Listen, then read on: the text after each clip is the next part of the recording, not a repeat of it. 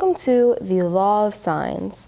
The law of sines can be defined as the relationship between two sides and angles of non-right oblique triangles. It states that the ratio of the length of a side of a triangle to the sine of the angle opposite that side is the same for all sides and angles in a given triangle. So, to write that in the equation, it would be sine A over little a equals sine B over little b equals sine C over little c. It can be written in a triangle like so. In this triangle, the big letters represent the angles, and the little letters represent the sides. Each angle has a matching side. For instance, big angle A has a matching side of little side A. Their matching side is whatever angle or side is across from them. So, big angle C matching side is little c. Big angle B matching side is little b. Each side and angle is called a matching set. We could put it into an example.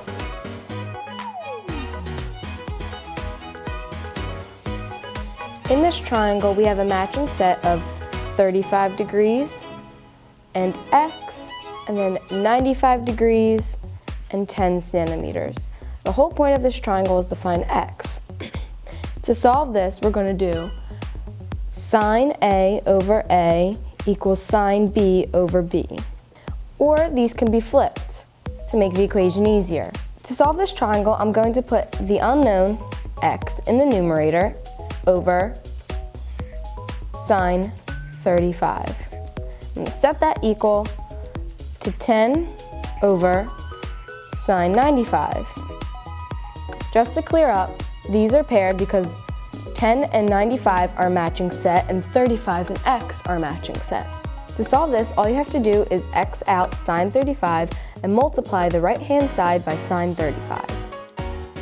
So, this equation will look more like this. X equals 10 over sine 95 times sine 35. Enter this into your calculator and you get x equals 5.76 centimeters. And this is your answer.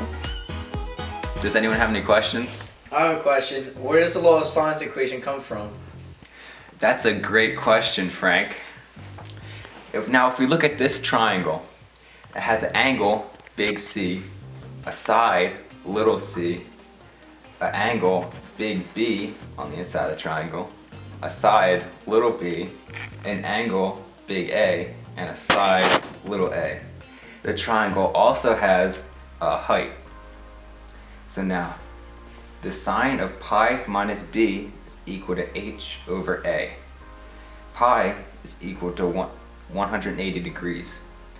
And this is b. So to get this angle in here, it's pi minus big B. And that equals the opposite over the hypotenuse. Now, the sine of pi minus b is also equal to the sine of b. Now, we solved the equation for h. So we multiply both sides of the equation by little a. And you get a, little a, sine b is equal to h. Now we have another triangle with angle big A, side little a, angle big B, side little b, angle big C, side little c, and h. Now, the sine of A is equal to h over b, because h is the opposite side and b is the hypotenuse. Now, if we solve this for h, we multiply both sides by little b. So little b times the sine of big A is equal to h. Now, in both of these equations equal h. So if we set the h is equal to each other, we come up with little a sine big B is equal to little b sine big A. Now, we divide both sides by little a and divide both sides by little b, and we come up with this. Sine of b over b is equal to the sine of a over a. Here we have another triangle with angle big A, side little a, angle big B, side little b, angle big C, and side little c. Additionally, on this triangle, we have the height of h, and also there's an altitude to the side of little a, in which we call k. Now, the sine of c is equal to k over b, because k is the opposite side and b is the hypotenuse. Now, the sine of b is equal to k over c, because k is the opposite side and c is the hypotenuse. Now, if we solve this equation for k, we get k equals little b sine c. We solve this equation for k, we get k equals little c sine b. Because both of these equations equal k, we can set them equal to each other. And we get little b sine c equals little c sine b.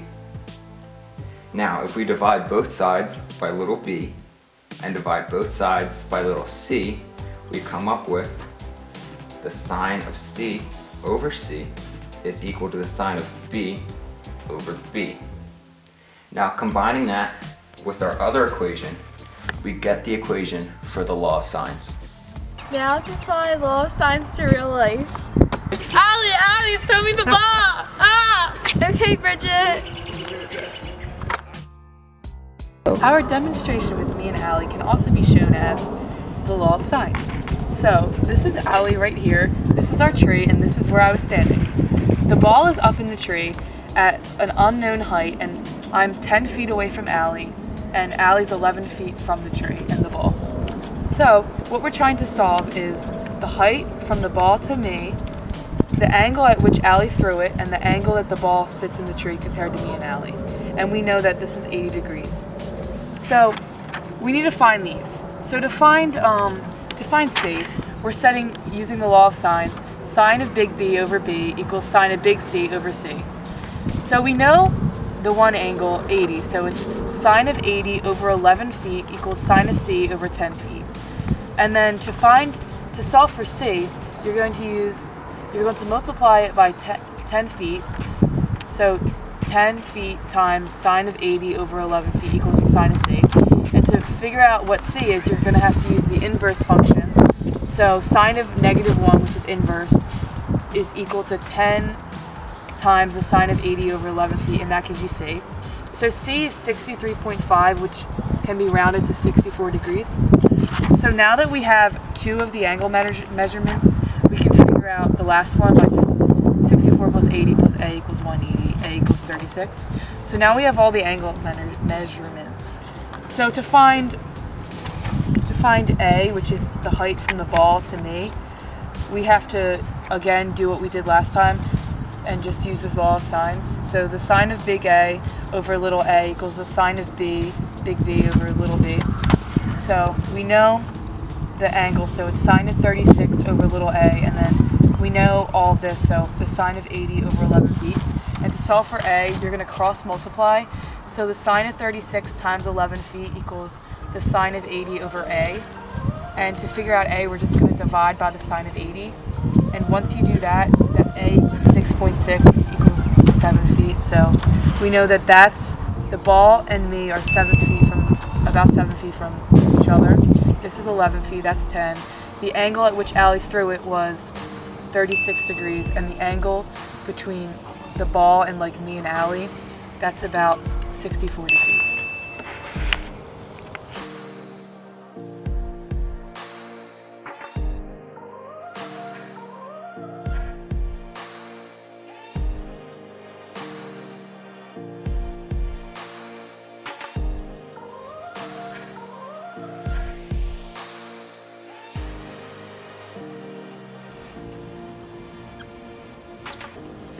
All right, so you have angle A, and then side B and side A are all given in a problem.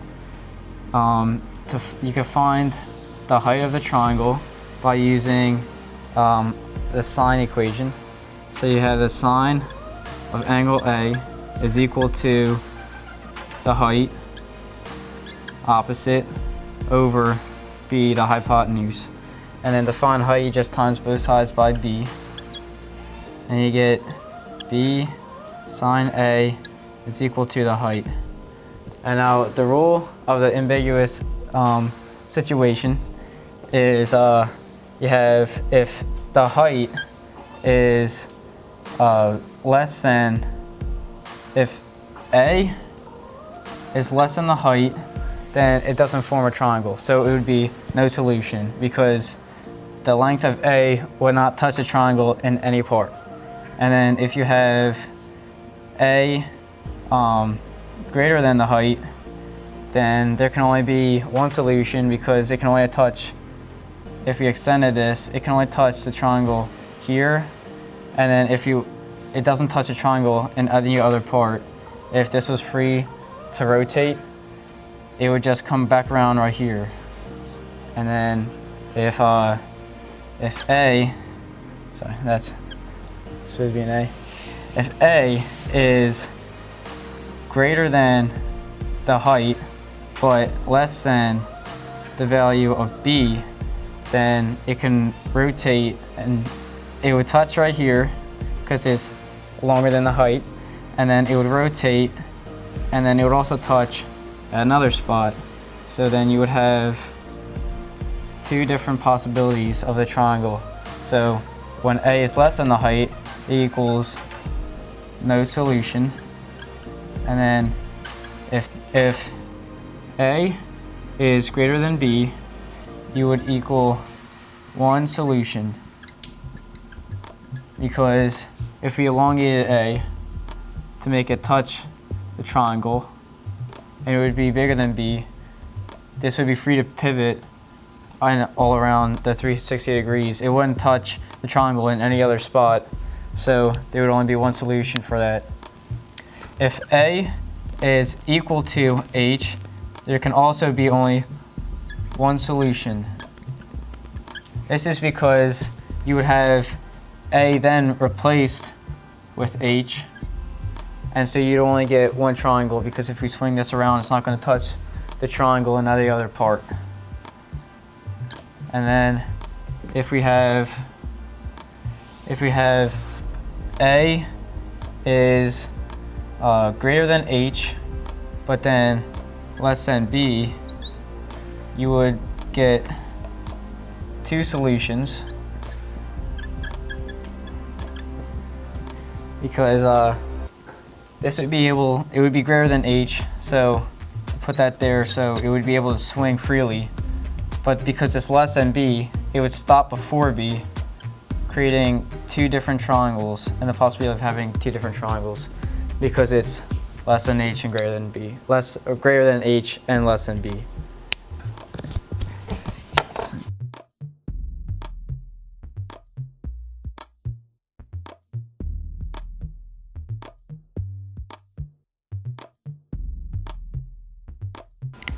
All right, so we're given a triangle with angle A equaling 30, little b equals 7, little a equals 6.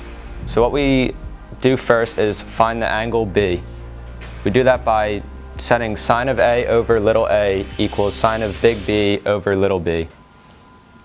So we plug in the numbers. Angle A was given and all that information is given except for the sine of B. So we set them equal to each other. Then we would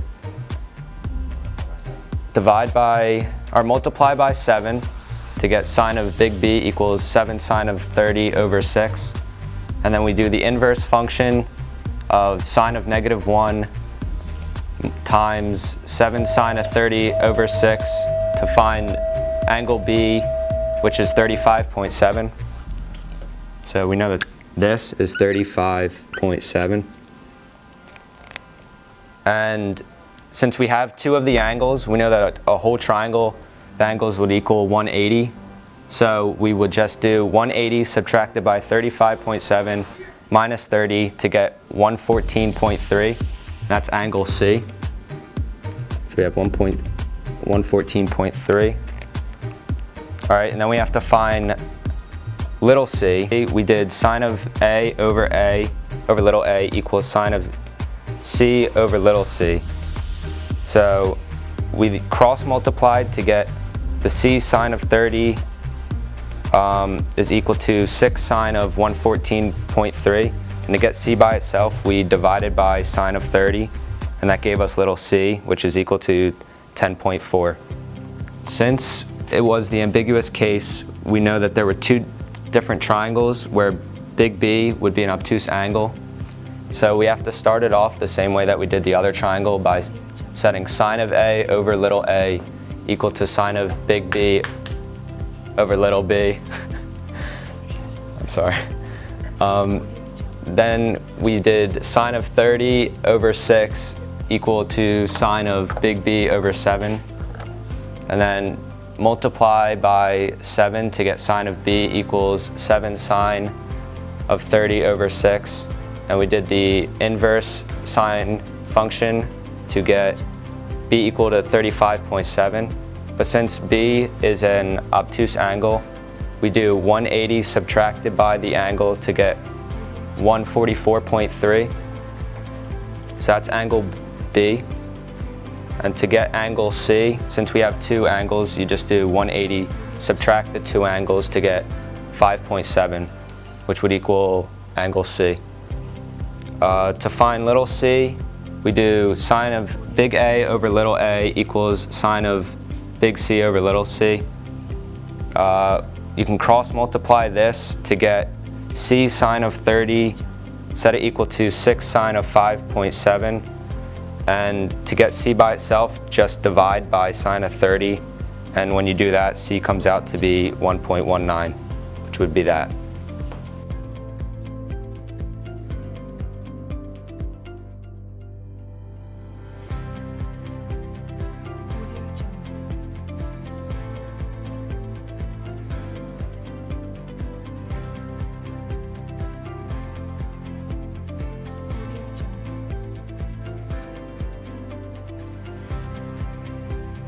Okay. Hey!